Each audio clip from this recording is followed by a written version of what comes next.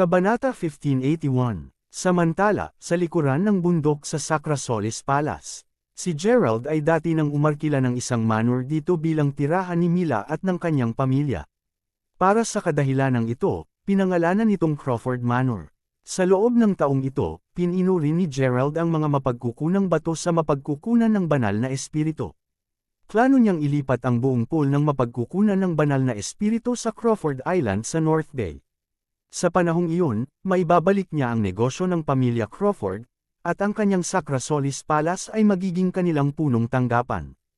Gayunpaman, ito ay isang napakalaking proyekto. Hindi ito makukumpleto sa loob ng 10 taon. Kaya, itinayo niya ang manor na ito bilang kanilang pansamantalang tahanan. Sa manor, isang taong mabilog ay gumagapang sa lupa. Nawala na ang kanyang mata, at hindi siya makapagsalita. Bukod dito, ang mga litid ng kanyang mga binti at kamay ay napunit. Ginawa nitong labis na maginhawa ang kanyang buhay. At sa isang tabi, ang mga magulang ni Gerald ay nakaupo sa mga wheelchair. Inuutos nila ang mga tagapaglingkod na tulungan ang matambok na lalaki. Mag-ingat ka, huwag hayaang mahulog si Yoel. Panipi, sinabi ni Dylan na may labis na pag-aalala. Matandang guro, ang batang master na si Yoel ay tila may sinusulat sa sahig. Sabi ng lingkod, ano ang sinusulat niya? Tanong ni Dylan. Nagsusulat siya ng kailan lalabas si brother. Buhay pa ba si sister? Sabi ng lingkod. Ang batang master na si Yoel ay nagsusulat ng mga bagay na ito ng maraming araw. Sigh. Walang hingal na bamantong hininga si Dylan. Mukha siyang may sakit. Hayaan mo lang siyang magsulat. Siguro mas maganda ang pakiramdam niya sa ganitong paraan. Panipi. Kinaikit ni Dylan ang kanyang mga mata, at pamatak ang luha sa pisngi. Sa sandaling iyon, nanlamig si Dylan at ang kanyang asawa nang tumingin sila sa may pintuan, at nasakal sila. Katulad nito, natubig ang mga mata ni Gerald. Ito ay sapagkat maging ang alipin ay hindi napansin na medyo matagal na nakatayo si Gerald doon. Yoel, Itay, Mama. Bumalik na ako, sigaw ni Gerald. Nanginginig sina Dylan at asawa habang marahas na humagulgol. Clatter, tungkol kay Yoel, naninigas ang kanyang buong katawan, at ibinagsak niya ang panulat sa sahig. Panipi, nagpumigla si Yoel na bumangon mula sa lupa. Ang kanyang dila ay pinutol ng kwontak, kaya't hindi siya makapagsalita. Gayunpaman, alam ni Gerald ang sinusubukan niyang sabihin. 5 taon na ang nakalilipas, matapos niyang talunin si Daryl, dinala niya si Yoel at ang kanyang pamilya sa Yanam. Nilayon niyang hayaan na pamahalaan ni Yoel ang mga pag-aari ng pamilyang Crawford upang mabuhay siya ng walang kabaayang buhay. Ngunit sa hindi inaasahan, siya ang naging sanhi nito upang maging ganito. Yoel, bumalik ako. Binuhat niya si Yoel, puno ng luha ang mga mata. Ang kanyang kapatid na babae ay dinukot, dinala sa jailatra, at ginawang alipin para sa pamilyang Quartermain habang pinahirapan ang kanyang pamilya. Matapos ang kanyang pag-iisa, natanggap talaga ni Gerald ang isang malaking dagok. Kabanata 1582. Ang apoy ng puot ay nag-apoy at kumalat sa bawat pulgada ng katawan ni Gerald. Ang bawat isa sa palasyo ng Sacra Solis ay tila nararamdaman ang kanyang galit. Kaya, sa mga susunod na araw, walang nang ahas na lumapit pa kahit isang hakbang kay Gerald. Nasaan ang pamilyang Quantock na ito? Isang araw, tinawag ni Gerald ang lahat ng 10 matatanda at tinanong. Ang pamilyang Quantock ay kasalukuyang nakabase sa timog silangang rehiyon ng baybayin ng lungsod ng San Niva. Ang mga ito ay isang bagong tumataas na pamilya na suportado ng pamilya Quartermain sa jailatra. Ginagamit sila ng pamilya Quartermain upang lupigin ang mga mapagkukunan ng banal na espiritu. Sa parehong oras, nais nilang gawin silang bagong hari sa Hilaga. Ang kasalukuyang pinuno ng pamilya Quantock ay tinatawag na Zaki Quantock. Siya ay isang napakalakas na tao, at sigurado ako na siya ay hindi bababa sa Rune Realm. Bukod dito, marami sa kanyang mga tagasunod ay napakalakas, at higit sa lahat, sinusuportahan sila ng isa sa mga puwersa sa jailatra. Paliwanag ni G. Ghost. Kaya, kung ano ang masasabi ko ay, kung nais mong maghiganti laban sa kanya ngayon, simpleng hinihiling mo ang iyong sariling kamatayan. Pinahayag ni G. Ghost ang kanyang pag-aalala. May kamalayan ako rito. Iyon ang dahilan kung bakit naiisip ko ang mga araw na ito, at naisip ko ang isang plano upang malutas ang problemang ito. Panipi, batay sa alam ni Mila, yamang ang pamilya Quantock ay mayroong Quartermaine na pamilya bilang kanilang taga-suporta, nangangahulugan ito na ang huli ay talagang napakalakas. Malamang na may mga malakas na magsasaka na nasa Sage Realm na sa pamilya Quartermaine. Maaaring may Dieteris din. Ito ay lubos na posible dahil sila ay nasa kapangyarihan ng napakatagal at sa makatuwid, sila ay malalim na nakaugat sa Jailatra. Kahit na si Gerald ay nagkaroon ng kanyang Herculean Primordial Spirit upang matulungan siyang linangin sa isang mas mabilis na bilis kumpara sa ibang mga tao, hindi siya maglalakas loob na kumilos ng masyadong pabaya. Sa totoo lang nagsasalita, napakaswerte niya sa laban-laban kay Daryl Crawford. Sa kabutihang palad, si Daryl ay isang third-rank Chakra King lamang. Kung siya rin ay naging isang ikalimang ranggo ng Chakra King na tulad niya sa oras na iyon, ang spell ay magiging sapat na malakas upang sirain siya, at walang alinlangan na wala siyang kakayahang hadlangan ito. Bukod dito, ito ang pamilyang Quartermaine na kinakaharap nila sa oras na ito. Guro, anong mabuting plano ang naisip mo?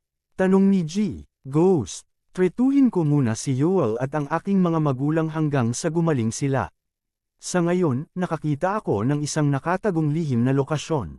Nais kong ilipat ang buong palasyo ng Sacra Solis at ang pamilya Crawford sa lugar na iyon at magtago. Bago ako bumalik, hindi ka dapat lumitaw sa publiko. Tulad ng para sa mapagkukunan ng banal na espiritu, ginawa ko itong sapat na potion upang maibigay ang mga miyembro ng Sacra Solis Palace sa kanilang paglilinang. Hindi dapat magkaroon ng anumang mga problema sa susunod na 5 taon. Tulad ng para sa mapagkukunang ito ng banal na espiritu sa Yanam, maaari mo lamang ipahayag ang lokasyon nito sa publiko. Hindi ako naniniwala na ang iba pang mga puwersa ay tatayo lamang at panuurin ang pamilya Quantock na panatilihin ito para sa kanilang sarili. Sabi ni Gerald, naiintindihan ko. Kung gayon, guro, balak mo bang maghanap para sa Primo Koros? Panipi. Nahulaan na ito ni G. Ghost matapos niyang mapag-isipan ang kanyang plano. Sa gayon, napag-isipan ko ito tungkol sa medyo matagal na panahon. Kahit na hindi ako naglakas loob na maghangad na maging isang Diatera, posible pa rin ang pagiging isang sage kung makakakuha ako ng tamang pagkakataon at magsanay ng mabuti. Gayunpaman, kailangan ko munang maghanap ng Primo Koros, sabi ni Gerald. Sa kasalukuyan, ang tanging paraan lamang upang maprotektahan ang kanyang sarili ay marahil sa pamamagitan ng pagiging isang pantas. Sa totoo lang, kung siya ay isa ng pantas sa ngayon, magiging walang ingat ang pamilya Quartermaine na ito. Kung siya ay naging isang sambong, kahit papaano ay may kapangyarihan siyang protektahan ang kanyang sarili kapag nakaharap niya ang pamilya Quartermaine. Hindi bababasa, hindi siya palaging nasa posisyon na sunod-sunuran. Ito ay talagang isang mabuting plano upang makitungo sa pamilya Quantock sa ngayon. Ngunit Master, bagaman mayroon kang mapa, ang gawain ng paghahanap para sa Primo Koros ay napakahirap pa rin, kung ano ang higit pa, upang maging isang sage. Kaya, personal kong inaasahan na maaari kang manatili at magtago kasama namin. Panipi, sa pag-iisip tungkol sa mga hadlang sa pagiging isang pantas, nagbigay ng mungkahi si G. Ghost. Kahit si Carlos at ang iba pa ay tumanggo bilang pagsang-ayon.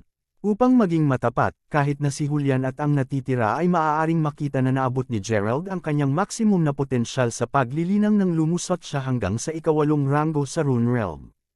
Kung naabot niya ang ika-9 na ranggo, ito ay maituturing na isang malaking kapalaran sa kanyang buhay na. Hindi man sabihin, ang paghahanap ng sinaunang halaman ng damo, ang Primo Koros, ay isang matigas na hilera na asarol. Kahit na pagkatapos niya talaga itong hanapin, mahirap pa ring pumasok sa Sage Realm dahil ang halaman ay isa lamang sa mga kondisyon na dapat niyang matugunan upang maging isang sage. Sa makatuwid, masasabing ang lahat ay hindi gaanong maasahin sa mabuti ang tungkol sa ideya. Bagaman naiintindihan ni Gerald ang kanilang mga alalahanin, nagpasya siya pagkatapos ng 7 araw na pag-iisipan ang issue. Sige, tigilan mo na ang pagsubok na akitin mo na ako.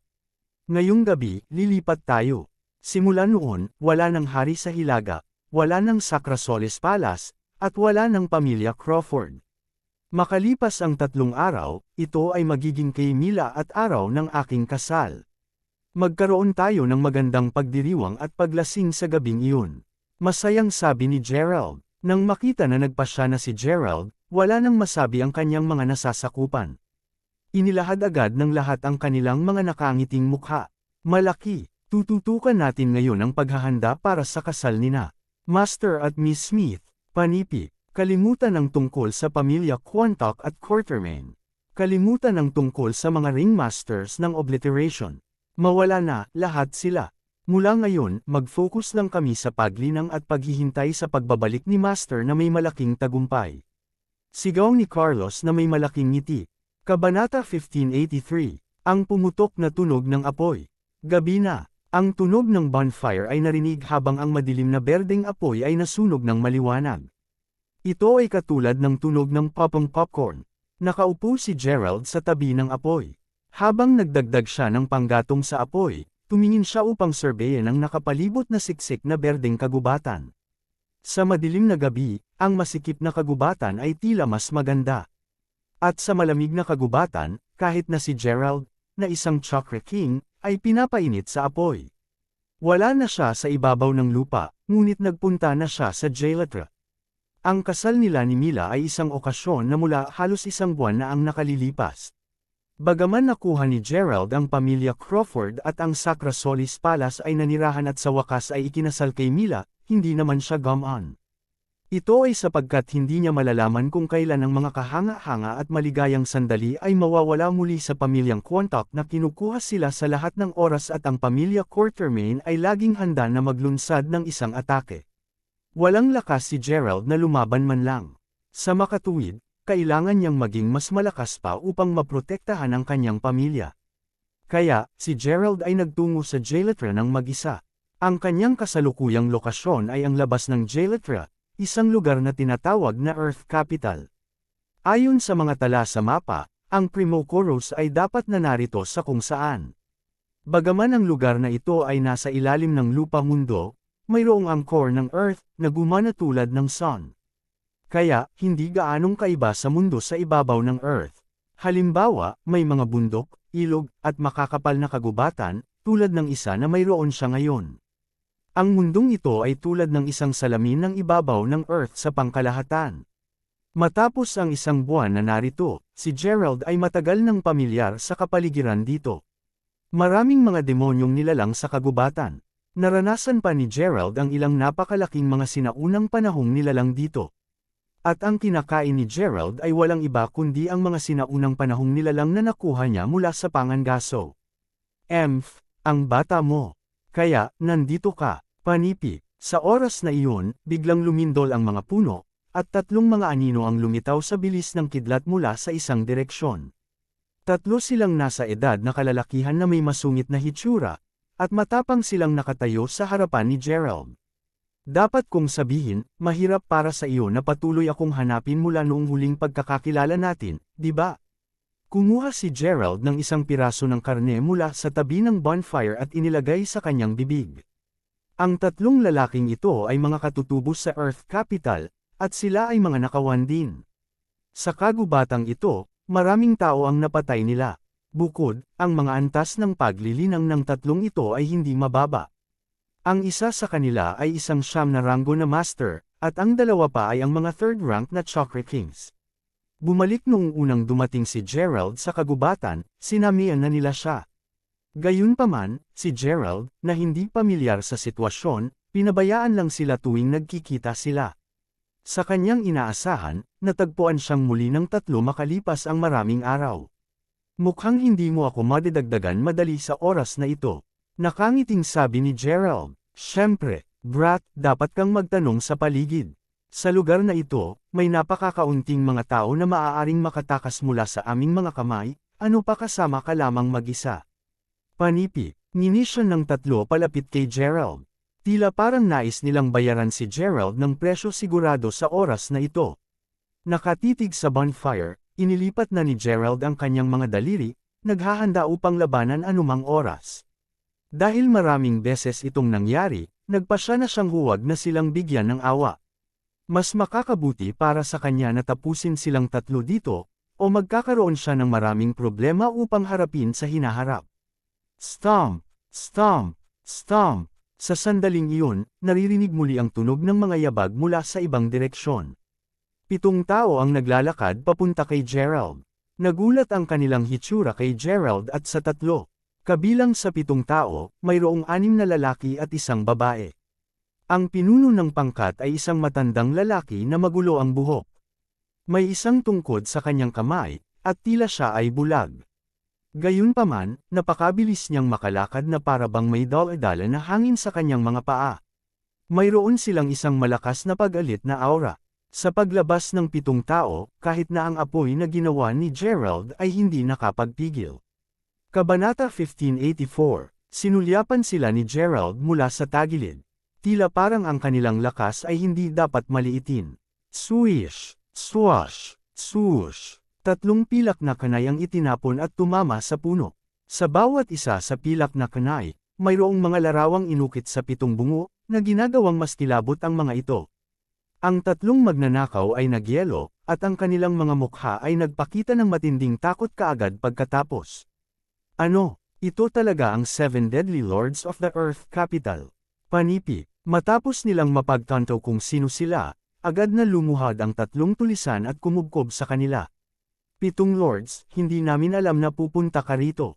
Humihingi kami ng paumanhin na nabulabog ka namin. Aalis kami kaagad at mawawala ang 7 milya ang layo. Panipi, yumuko sila sa 7 Deadly Lords. Hindi naghihintay para sa tugon mula sa lords, nawala sila na may bilis ng kidlat matapos na mapang-asar kay Gerald. Sa kabilang banda, simpleng hindi sila pinansin ni Gerald. Matapos ang pagsulyap sa kanila, ibinaba niya ang kanyang ulo at nagpatuloy sa pagkain. Ang ilang mga taong iyon ay malamig na sumulyap kay Gerald na may isang pahiwatig ng pagpatay sa kanilang mga mata. Gayunpaman, malinaw na hindi si Gerald ang tina-target nila. Kaya, sa halip na guluhin si Gerald, simpleng naupo lamang sila at ipinikit, na parang may hinihintay. Tulad ng inaasahan, makalipas ang ilang sandali, narinig ang tunog ng mabilis na mga yabag. Ito ay isang ginang, at tumatakbo siya ng walang bilis, halos parang hinahabol siya ng isang tao. Nang makita ng ginang ang 7 taong nakaupo sa landas sa harapan niya, tumigil siya sa pagtakbo, at ang kanyang mga mata ay agad na napuno ng kawalan ng pag-asa. Di nagtagal, naabutan din siya ng mga taong humahabol sa kanya mula sa likuran. Kabilang sa mga tao, ang pinuno ay isang binata na nakasuot ng balabal. Hahaha, Miss Norizon? Tumakbo ka lang. Halika, bakit hindi ka na tumatakbo? Panipi, isang lalaki na nakasuot ng mahabang balabal ang nakangisi ng mga kamay sa likuran habang nagsasalita. Zerek Makowski, pinatay ng pamilya mo ang aking pamilya. Paniguradong gagantay ako. Panipi, ang ginang na tinawag kay Norizon ay may isang flash ng determinasyon sa kanyang mga mata habang sinabi niya iyon. Malaki, hihintayin kung gawin mo iyon. Ang tanging bagay ay sa palagay ko malalaman natin ang mga bagay sa pagitan nating dalawa sa kama. Ano sa tingin mo? Bakit hindi ka bumalik sa akin, at magkakaroon kami ng mabangis na 300 mga labanan sa kama hanggang sa maubos ang isa sa amin? Paano ito tunog? Hahaha, panipi. Ang mulal aswang pahayag na ito ay nagpatawa ng tawa ang lahat sa eksena. Napaka-impudent. Tinaas ni Norizon ang kanyang mga kamay at nais na labanan. Ang babaeng ito ay dapat na isang 5-rank master na, ngunit kay Zerek Makowski, siya ay masyadong mahina. Sa makatuwid, isang suntok ay sapat para sa kanya upang mahulog muli sa lupa. Nagkataon na nahulog siya sa kung saan malapit kay Gerald, na hindi kalayuan sa kanila. Tinipon niya ang lahat ng kanyang lakas at tumayo.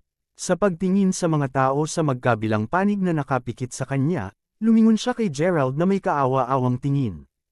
Mister, maaari mo ba akong iligtas? Sabi ni Nori. Gayunpaman, patuloy lamang sa pagkain si Gerald at hindi nagsalita. Isa ka ring mahirap sa pamilya Makowski. Si Nori ay tuluyan ng nawalan ng pag-asa. Wala akong alam tungkol sa pamilya Makowski.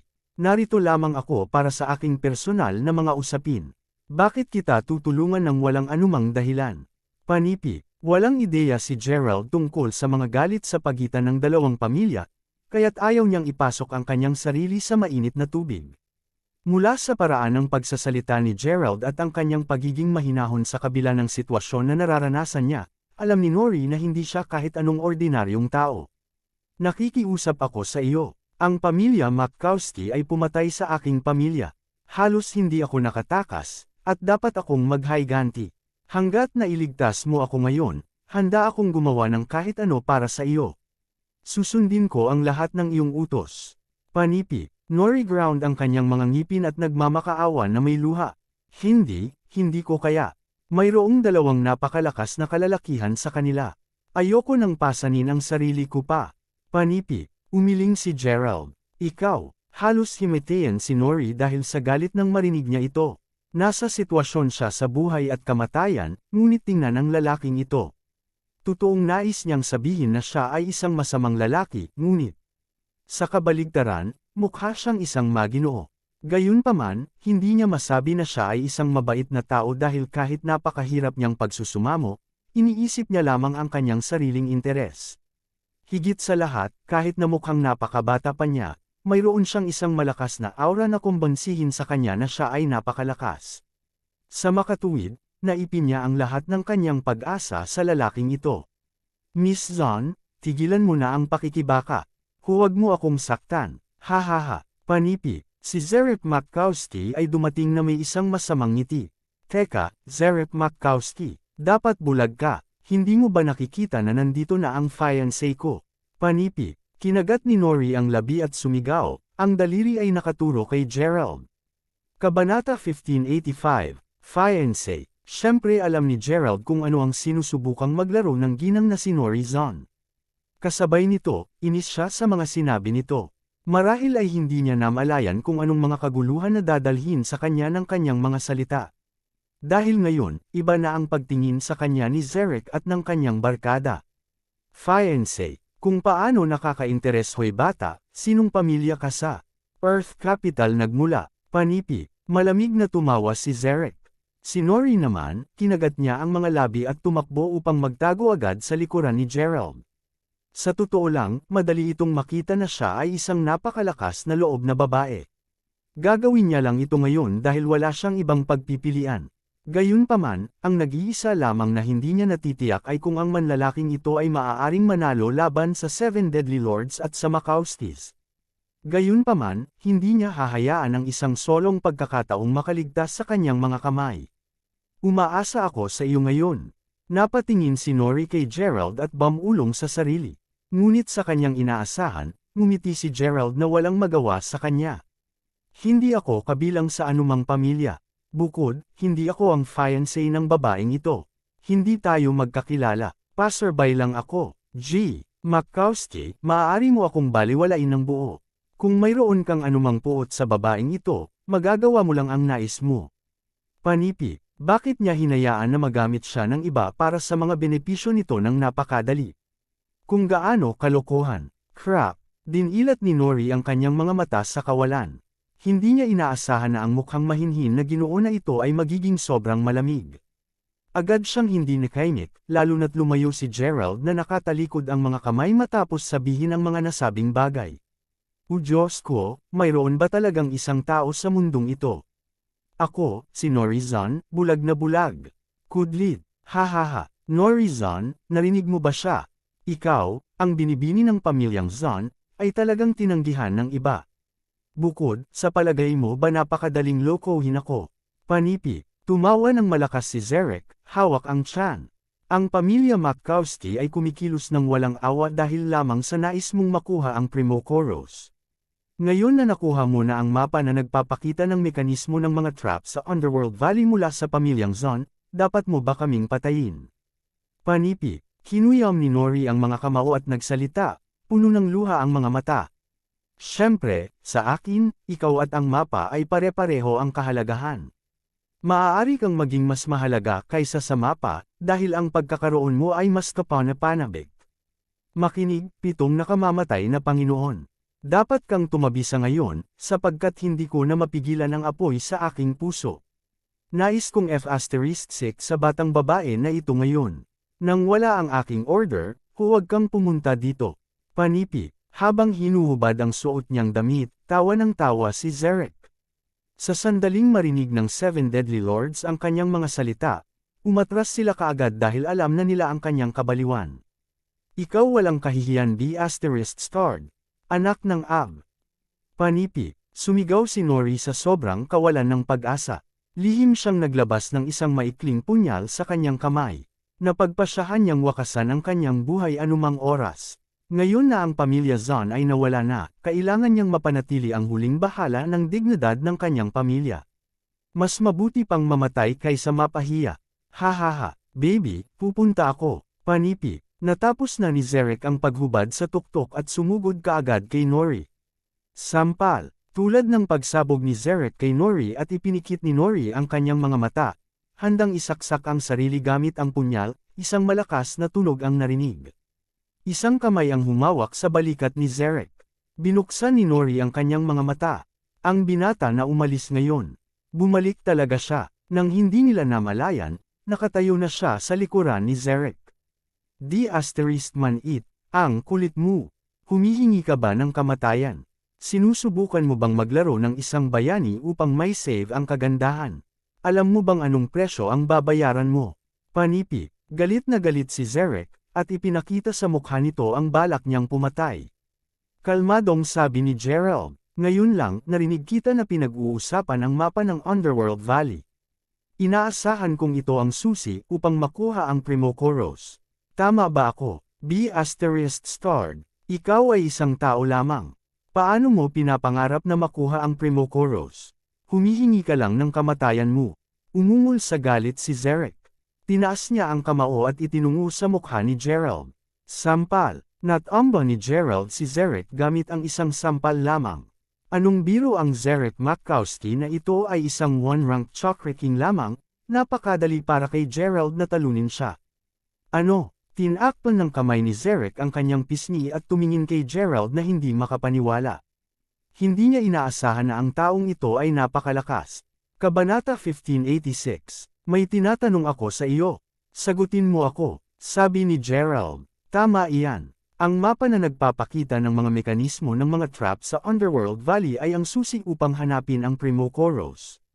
Ngunit ang bagay ay, inagaw ko ito mula sa pamilyang Zahn. Kaya ngayon, kabilang ito sa pamilya Matkowski. Kapatid, huwag mong sabihin sa akin na hindi mo pa naririnig ang tungkol sa aking pamilya. Panipi, ngayon na alam ni Zaker na siya ay hindi tugma para sa kanya at walang ideya kung nasaan ang Seven Deadly Lords, maaari lamang siyang kumilos ng masunurin. Hindi katakatakang ang hamog na ulap ay sobrang kapal tuwing pupunta ako sa Underworld Valley na sumusunod sa mapa. Mukhang nahulaan ko ito ng tama. Talagang mayroong mga espesyal na bitag sa lambak. Panipi, sa wakas ay natagpuan ni Gerald ang isang sagot sa kanyang katanungan, at agad na nagliwanag ang kanyang mga mata. Sinabi mo na nasa iyo ang mapa, tama ba? Tuwang-tuwa na sabi ni Gerald. Tama iyan. Kapatid, ikaw ay talagang napakalakas. Gayunpaman, malalaman mo kung gaano kalakas ang pamilyang Matkowski sa pamamagitan lamang ng pagtatanong sa sinuman. Mapapatawad kita sa iyong pagiging walang kabuluhan sa akin ngayon, ngunit payuhan ko kayo na huwag mag-isip tungkol sa pagpindot sa mapa.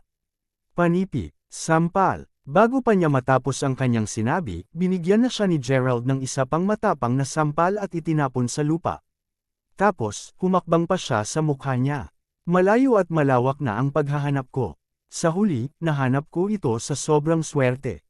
Hinahanap ko ang bagay na ito sa loob ng isang buwan, at ito ay kasama mo ng buong panahon. Panipi, sino ka talaga? Takot na tanong ni Zaker. Ang taong ito ay hindi kumilos alinsunod sa mga pamantayan. Ang kanyang mga aksyon ay ganap na hindi mahuhulaan. Sinabi na niya sa kanya ang pangalan ng kanyang pamilya, ngunit tila hindi niya nakuha. Hindi mahalaga kung sino ako. Ang mahalaga ay dahil napag-alaman ko ang mapang ito, akin na ang kumuha. Ito ay isang bagay na naagaw mo pa sa ibang tao. Panipi, malamig na ngumiti si Gerald. Nakita ni Gerald ang isang bag na nakatali sa bewang ni Zaker. Kaya, tinaas niya ang kanyang kamay, at agad na lumipad ang bag sa kanyang kamay. Alam ko ang pamamaraan ng pagpili ng Primocoros. Pakiusap iligtas mo ako, sigaw ni Nori na parabang siya ang lifeline niya. Deal, ngumiti si Gerald. Nais niyang umalis kaagad pagkatapos makuha niya ang gusto niya. ****, gaano ka manggahas na maging bastos sa young master? Matkowski, humihingi ka ng kamatayan, panipi. At sa paglingon pa lang ni Gerald, 7 anino ang lumipad sa kanyang direksyon. Swoosh! Ang mga ito ay walang iba kundi ang 7 Deadly Lords. Pagkalabas na nila, ipinakita na nila ang bukas na puot kay Gerald, at sinaktan nila siya ng kanilang pinakamalakas na hampas. Hindi mapigilan ni Gerald ang pag-atake, kaya't agad niyang sinipa ng malakas si Zaker at pinaponte siya sa direksyon ng pag-atake upang harangan ito. Bang! Bang! Boom! 7 welga, huli na para sa kanila na bawiin ang mga pag-atake, kaya't lahat ng 7 welga ay tinamaan ng tama si Zaker. Arg! Ito ay isang malakas at malungkot na sigaw. Susunod, ang nakita lamang nila ay ang palso at dagwang sugat sa dibdib ni Zaker. Young Master Matkowski, ang 7 mga Panginoon ay lumapag sa lupa at tiningnan si Zaker, na walang pigil na pagdurugo ng dugo, at namutla kaagad ang kanilang mga mukha. Laking gulat nila na nagbigay ang kanilang mga binti. Si Zaker Matkowski ay nag-iisang anak ng pinuno ng pamilyang Matkowski sa Earth Capital. Ngunit ngayon, pinatay talaga sila ng mga ito. Kahit na tumakbo sila sa dulo ng mundo, hindi sila makakatakas sa kamatayan. Nakatingin kay Zaker, na halos hindi na makaligtas, nadama ni Nori na gamaan at natakot ng sabay-sabay. Halika, mabilis. Nagmamadaling sinabi ni Nori kay Gerald.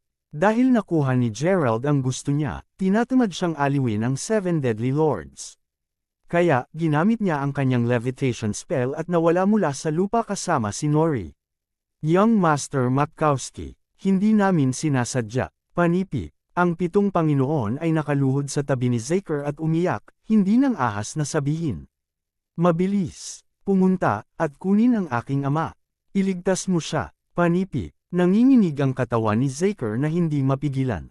Habang nagsusuka siya ng dugo, pinilit niyang pigilin ang pangungusap na ito sa kanyang bibig. Kabanata 1587, Zaker, makalipas ang ilang sandali, dumating si Yusuf Matkowski kasama ang kanyang mga tauhan. Pagkakita niya sa kanyang anak na himatay na ay nasalanta siya. Ang mga pamilyang Zon at Matkowski ay pinasyahan ng buong Earth Capital sa loob ng maraming taon. Sa paglaon, ang Matkowski ay naging nangingibabaw na pamilya sa Earth Capital. Gayunpaman, hindi inaasahan, ang kanilang nag-iisang anak na lalaki, si Zaker Matkowski, na itinuring ni Yusuf bilang hinaharap na tagapagmana ng pamilyang Matkowski, ay talagang nagdusa. Ikaw ba ang nanakit sa Young Master? Si Yusuf ay puno na ngayon ng masamang hangarin.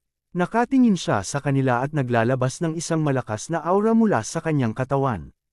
Ang aura ay sapat na upang makinig ang 7 Deadly Lords at mahulog sa lupa. Ang isang siyam na ranggo na Chakra King ay napakasindik. Paano nila makatiis ang kanyang malakas na aura? Hindi, guru. Ang batang master ay sinaktan ng anak na babae ng pamilyang Zon at isang binata na nakipagsabuatan niya. Bukod, inagaw ng binata ang mapa ng Underworld Valley. Sinubukan namin siyang atakihin, ngunit ginamit niya bilang isang kalasag ang Young Master upang hadlangan ang pag-atake. Ang pinsala ng Young Master ay walang kinalaman sa amin. Panipi, ang pinuno ng 7 Deadly Lords, na bulag, ay nagsabi habang umiiyak siya sa takot. Isang binata, sobrang lamig ng tunog ni Yusuf. Dahil nakuha na nila ang mapa, dapat na silang patungo sa Underworld Valley ngayon. Tiyak na hindi sila malayo. Pinatatag ko ang kalagayan ng Young Master. Wala na sa panganib ang kanyang buhay. Ibalik siya, at maaabutan ko ang B** star na iyon at kunin ang mapa. Panipi, malamig na utos ni Yusuf. Samantala, isang malakas na hangarin sa pagpatay ang sumilay sa kanyang mga mata. Boom! Bago siya saludo ng karamihan ng tao, nakakita sila ng isang flash ng ilaw, at wala na si Yusuf Matkowski. Habang papunta na sina Gerald at Nori, tumigil bigla sa paglalakad si Gerald. Hoy, bakit ka tumigil?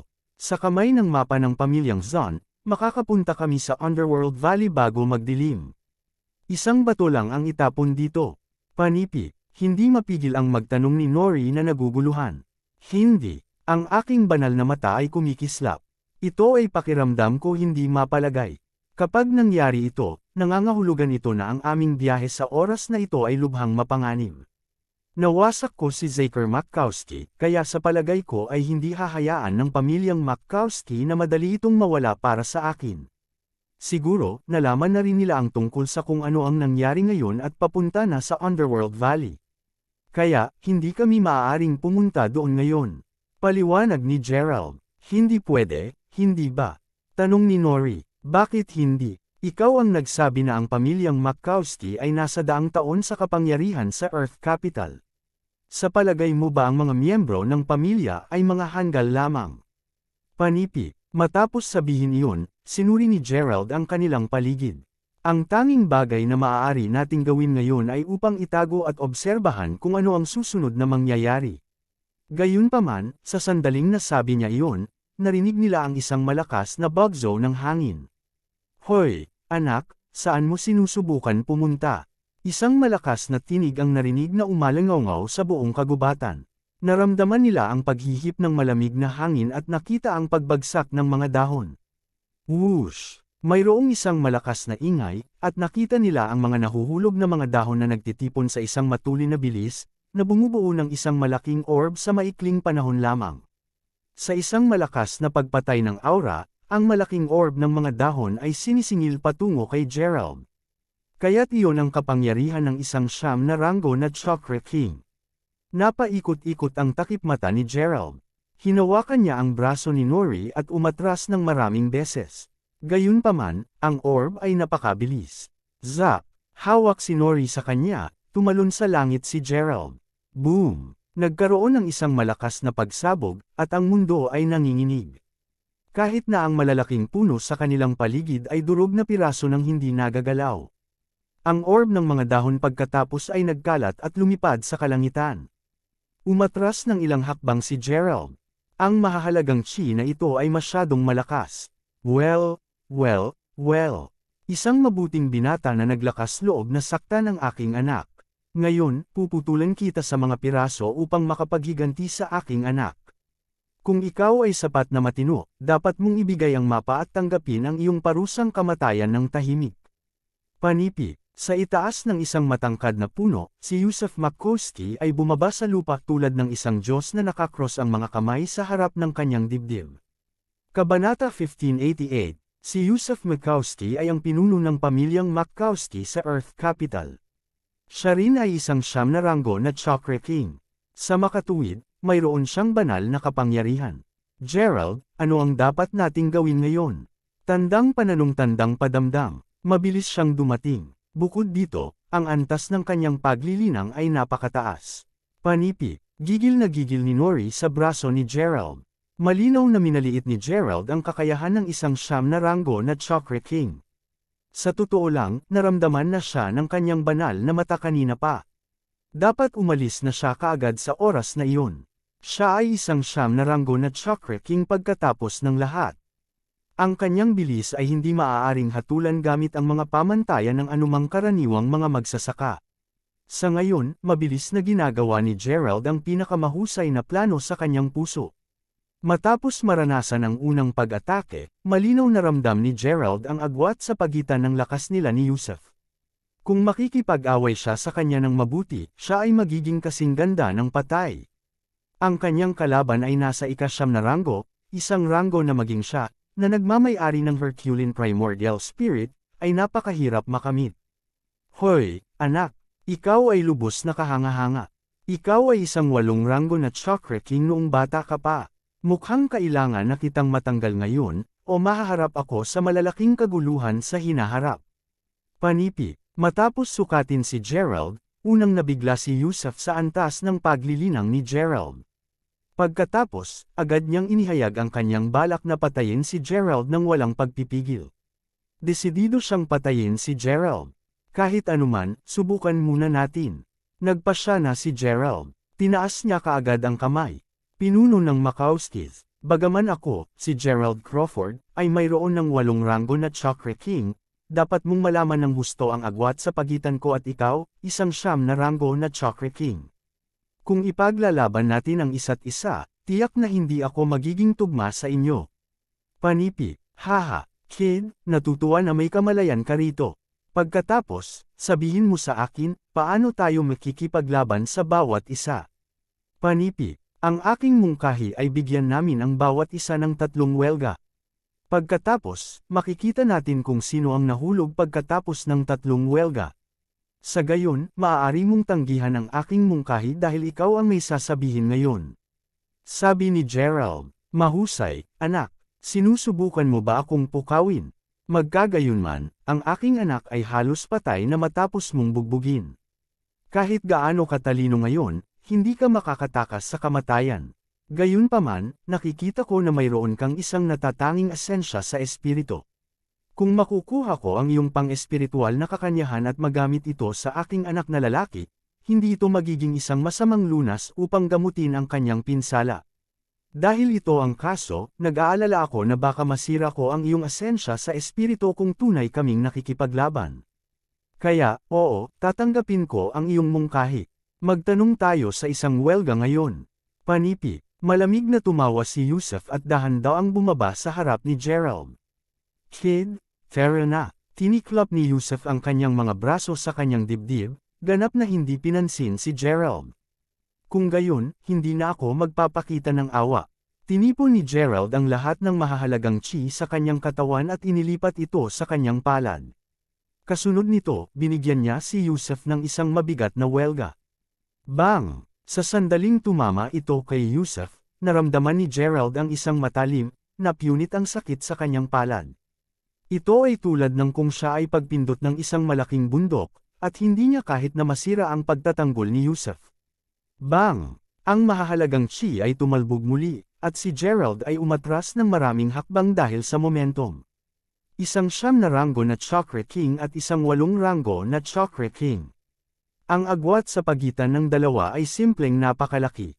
Kinilabutan si Gerald. Ito ang pangalawang welga, wala nang pakialam pa kay Gerald at sinaktan siya sa pangalawang pagkakataon ng buong lakas. Ang rebound ay mas marahas pa kaysa ngayon lamang. Naramdaman ni Gerald ang rebound mula sa kanyang kamay papunta sa kanyang likuran, at siya ay nag-agos ng isang dugo na umaatras ng ilang hakbang. Hahaha, ang ignorante, kid. Bagaman ito ay isang bihirang okasyon para sa isang batang tulad mo upang maging isang 8 ranggo na Chakra King, hindi mo magagawang sirain ang aking Heavenly Deeper Protection Technique. Kaya, mamamatay ka lang kapag kalaban ko. Panipi, tinapon ni Yusuf Makowski ang kanyang ulo at tumawa. Gerald, kakayanin mo ba o hindi? Nag-aalalang tanong ni Nori. Ito ang huling welga. Pinilit ni Gerald na tumayo ulit. Kinubkob niya ang kanyang mga ngipin habang pinagsisikapan niyang mapanatili ang kanyang postura. Tinipon niya ang kanyang mahahalagang chi at sinuntok muli si Yusuf. Hahaha, walang kwenta. Umiling si Yusuf. Gayunpaman, sa susunod na segundo, natigilan siya. Ang sumunod na nakita niya ay nang pumikit si Gerald, may isang mata talaga na lumaki sa noo niya. Pagkatapos, isang malakas na gintong sinag ang lumabas mula sa mata na iyon. Ano? Natigilan si Yusuf. Kabanata 1589. Sa oras na nais ni Yusuf na reaksyon sa kanyang nakita, huli na ang lahat. Napakahirap harangan ang ilaw dahil bigla itong dumating. Direktang tumama ang ilaw sa kanyang mga mata, at nadapa siya ng ilang hakbang paatros. Ang ulo niya ay umikot ng loko, at siya ay nahulog sa lupa. Sinamantala ang pagkakataong ito, tumakbo si Gerald, sinama si Nori. ****, how dare you play marumi trick on me? Ngayon, ako, si Yusuf Makowski, ay sisirain ka. Panipi, ang kapangyarihang espiritual ni Yusuf ay napinsala. Ngayon, nakatingin siya sa likuran ni Gerald na tumatakbo sa kabaligtaran na direksyon ng hindi nais, ngunit maaari lamang niyang magngisi ang kanyang mga ngipin sa puot. Hindi na naglakas loob si Gerald na magtagal pa. Alam niyang masyadong mahina ang kanyang lakas. Kahit na sa tulong ng kanyang banal na mata, pansamantala lamang niyang maiihold si Yusuf. Ngayon, hindi na posible ang pagtago. Ang tanging nagagawa lamang niya ay umasa sa mapa at makapunta sa Underworld Valley. Gamit ang mga trap sa kanilang kalamangan, maaari nilang kahit papaano hadlangan ang Yusuf mula sa paglapit sa kanila. Papunta doon, sinuri ni Gerald ng husto ang mapa at naitatak sa utak niya ang lahat ng mga detalye sa mapa. Pagkatapos, sinira niya ang mapa para sa kabutihan. Dadalhin kasama niya si Nori, pumasok sila sa lambak, na natatakpan ng makapal na itim na ulap. Phew, dapat mayroon na tayo sa isang lugar sa gitna ng Underworld Valley. Hindi na dapat makahabol si Yusuf Makowski, tama ba? Panipi, wika ni Nori habang hinihingal siya ng sobra, sinusuri ang nakapangangilabot na paligid. Hindi kinakailangan. Si Yusuf Makowski ay hindi ganoong kadaling makitungo. Mas mabuti pang mag-ingat tayo. Panipi, sambit ni Gerald, sinubsob ang mga kilay. Kasabay nito, sinuri niya ang kanilang paligid ng mapagbantay. Mula noong sandali silang pumasok sa Underworld Valley, nagawa ni Gerald na maiwasan ang maraming nakamamatay na mga bitag sa tulong ng mapa. Gayunpaman, ang mapa ay hindi isang panlunas sa lahat. Kasama ang paraan, nabunggo nila ang maraming mga sinaunang hayop na naging gulo nila. Halimbawa, nakasalamuhan nila ang isang Yellowstone Viper ngayon lang. Kung hindi dahil sa mabilis na reaksyon ni Gerald, pinatay sila ng makamandag na ahas sa ilang segundo. Sa makatuwid, napakaingat ni Gerald. Squeak squeak, biglang, ang kakaibang tunog ng lumiligid na mga gulong na kahoy ay pumasok sa kanilang tainga. Napakalinaw nito. Makinig ka Gerald. Ano yan? Halos tumalon ang puso ni Nori sa kanyang lalamunan, at tumingin siya sa paligid sa gulat. Ang tunog ay naging mas malinaw at malinaw. Narinig ko, siya, panipi, sumenya si Gerald na manahimik siya. Inilagay niya ang lahat ng kanyang pansin sa tunog. Sa wakas, nagawa niyang makilala ang direksyon ng pinagmula ng tunog ng madilim. Sa sandaling iyon, malabo niyang nakita ang bagay sa harap niya. Arg! Malakas na sigaw ni Nori sa takot at nagtago sa likuran ni Gerald. Sa harap nila ay isang kahoy na gulong.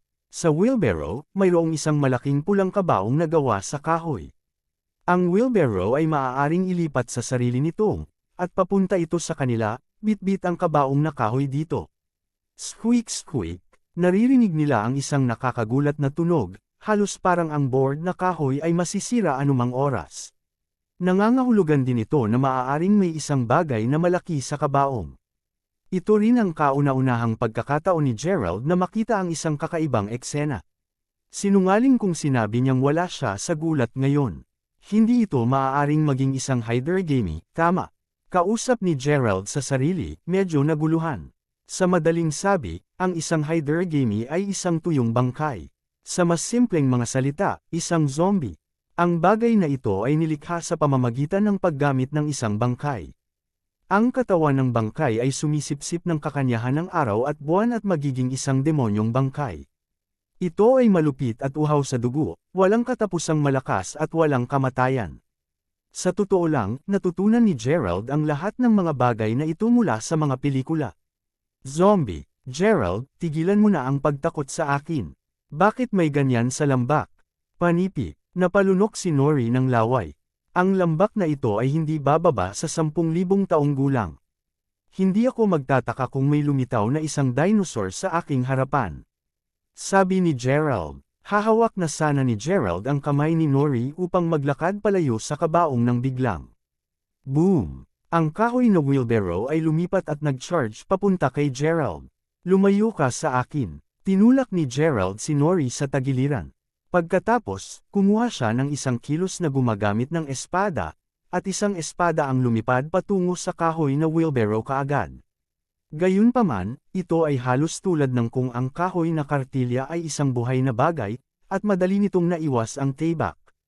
Kabanata 1590. Isang malakas na putok ang narinig, at ang espada ni Gerald ay tumama sa isang malaking bato sa likuran nito, na hinampas ito sa abo. Bang! Sa susunod na sandali, isang puff ng puting usok ang lumabas mula sa kabaong. Ito ay tulad ng kung ang takip ng kabaong ay nabago sa isang banal na arrow, at lumipad ito patungo kay Gerald. Sampal! Hinarang ito ni Gerald gamit ang kanyang palad. Kapag nagsimula ang labanan, nagulat si Gerald. Isang malakas na puwersa ang lumitaw, at hinailan nito si Gerald ng ilang 10 metro paatras. Gerald, ayos ka lang ba? Mabilis na tanong ni Nori na nag-aalala. Sa totoo lang, bagaman ginagamit ni Nori si Gerald bilang isang paraan upang mabuhay, taos-puso siyang nag-aalala tungkol sa kanya nang makita siyang nasugatan. Kung sa bagay, hindi ito ang unang pagkakataon na na-save siya ni Gerald. Kung hindi dahil sa kanya, patay na siya. Ang bagay na ito ay napakalakas. Isa lang itong Yusuf Matkowski. Panipi. Ang bughaw na mga ugat ay umbok sa braso ni Gerald, at ramdam na ramdam niya ang isang nangingiting sensasyon sa kanyang braso. Samantala, lalabas pa rin ang puting usok mula sa kabaong. Pagkatapos, nakita nila ang isang pares ng mga sinaunang opisyal na boto na dahan-daang lumitaw mula sa loob ng kabaong.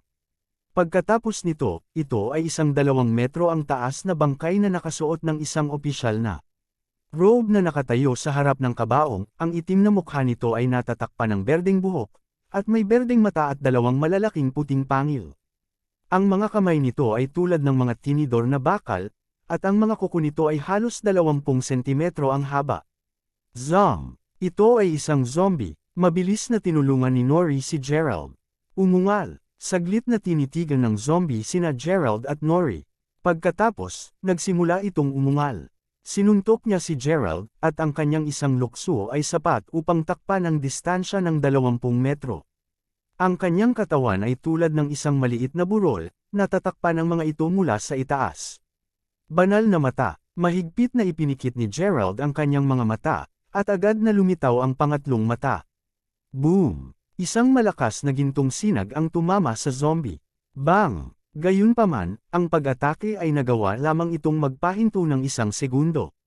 Wala na itong pag-asa. Gustong lumipad ni Gerald. Gayunpaman, ang zombie ay dumating na sa harap ng kanyang mga mata, at hinawakan nito ang kanyang balikat. Ang kanyang lakas ay pinaramdam kay Gerald na parabang siya ay nakakulong ng isang tanikala na bakal na gawa sa 1,000 taong gulang na pino na bakal. Napakahirap na makalaya. Umungal. Ang zombie ay binugbog si Gerald ng walang awa. Ang katawan ni Gerald ay sum-iron ng higit sa 30 malalaking bato sa abo. Pagkatapos ng isang pag-atake lamang, naramdaman ni Gerald na parang ang kanyang katawan ay masira. Halos hindi na niya makatipan ang kanyang mahahalagang chi. Ang hayop na ito ay simpleng napakalakas. Hinawakan ni Gerald ang dibdib sa sobrang takot. Ang zombie, na bumubuga ng itim na usok mula sa bibig nito, ay dahan-daang naglalakad patungo kay Gerald. Halimaw, mas mabuti pang hindi ka lumipat ng 1 pang pulgada. Ikaw at ang iyong anak ay pinatay ng iyong kaaway at inilibing dito, na kung bakit ikaw ay may matinding pagkamuhi. Kung maglakas loob ka upang lumipat ng 1 pulgada, sisirain ko ang balot ng damit ng iyong anak na lalaki. Panipi, habang si Gerald ay nagbubuhos ng dugo at walang ideya kung paano haharapin ang sitwasyon, tumakbo si Nori sa pulang kabaong. Pinilit niyang tiisin ang mabahong-baho upang mailabas ang nakaberda na balot ng damit ng isang sanggol. Ang bangkay ng sanggol ay matagal nang nawala, at ang nakabalot na damit lamang ang naiwan. Ang item na ito ay malinaw na napakahalaga sa zombie, at tumigil ito agad sa mga truck nito. Umungal. Galit na umungal nito kay Nori. Malinaw na, noong nakikipaglaban si Gerald laban sa zombie, nakita ni Nori ang nakasulat na record tungkol sa may-ari ng kabaong sa takip ng kabaong habang siya ay nagpapanik. Hindi alintana kung gumana ito o hindi, sinubukan niya, at sa gayon, mayroong tanawin na ito. Gayunpaman, tiyak na gumawa ng tamang pusta si Nori.